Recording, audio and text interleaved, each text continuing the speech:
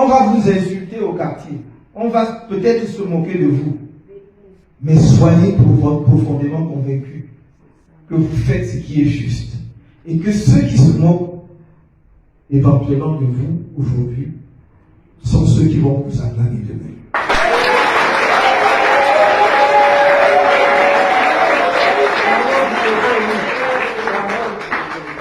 La politique, c'est d'abord des convictions en des idées. Mais c'est aussi le courage et la résilience. Le courage et la résilience. Il faut savoir tenir sur la durée.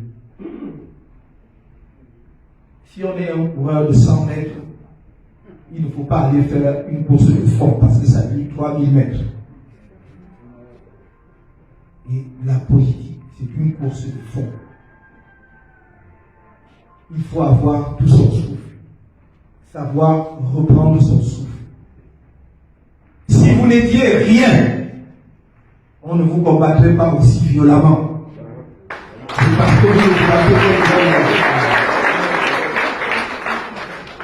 On cherche à jeter la confusion dans notre parti. On cherche à vous induire en erreur, à vous présenter de fausses pistes, de faux amis. Mais vous ne devez jamais oublier quel est le message premier. Qu'est-ce qui un jour vous a décidé à adhérer au MRC? C'est ça qui doit être votre boussole.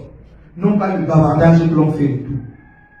La question que vous devez vous poser en permanence, si, au moins c'est par rapport à Kanto, est-ce que je vous ai trahi?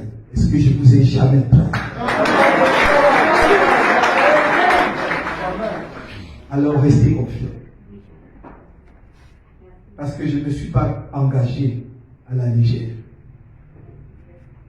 Et je ne suis pas engagé pour faire semblant. Et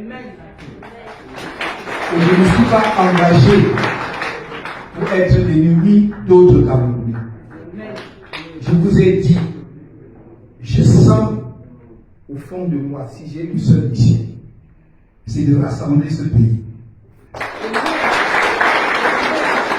C'est de rassembler ce pays. Profondément, c'est ce que je ressens.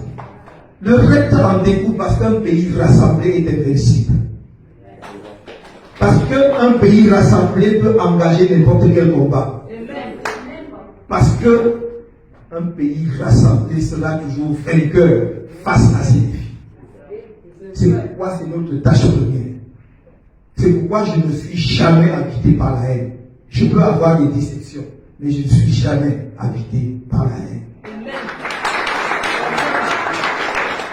Donc, je voulais que vous sachiez que le parti apprécie au plus haut point le sacrifice que vous avez consenti et que vous continuez de consentir.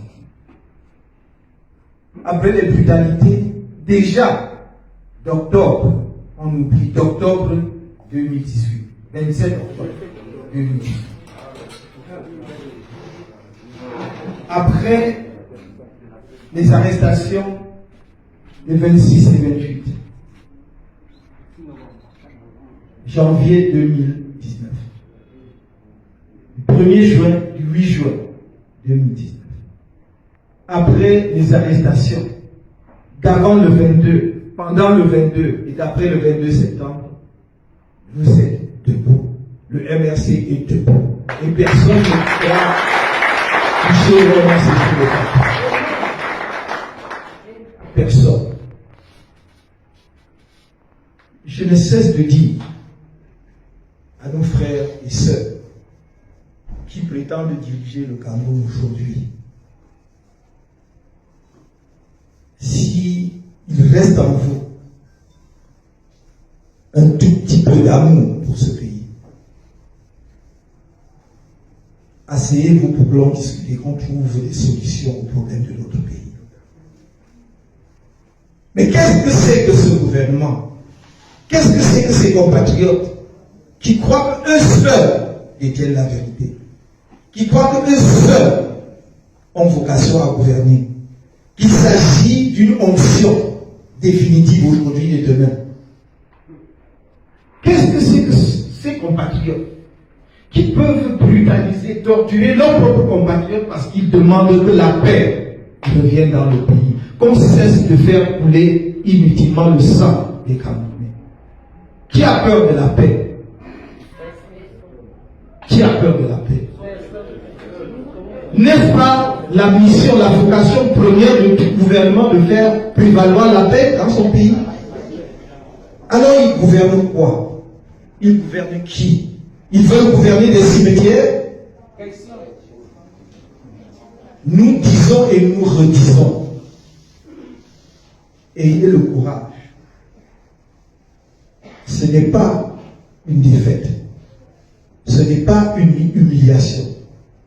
C'est un acte de courage républicain. C'est un acte de grandeur. De dire asseyons-nous lorsque c'est difficile pour rechercher ensemble les problèmes et les solutions aux problèmes de notre pays. Dans nos villages, dans nos traditions les plus ancrées, quand un village traversait des périodes extrêmement difficiles, le chef du village appelait tous les grands notables et toutes les personnes ayant des puissances, toutes les personnes pouvant contribuer sur la place du marché. Et on échangeait, et on se soutenait, et on échangeait, j'allais dire, les pouvoirs, si un pouvoir il y avait, pour que la paix revienne dans le village. Et que chacun rentre dans son quartier avec le message à donner aux populations pour que la paix règne. Nous disons tout le temps, nous ne voulons pas ce que les Blancs nous demandent, mais faisons donc ce que l'Afrique nous a enseigné.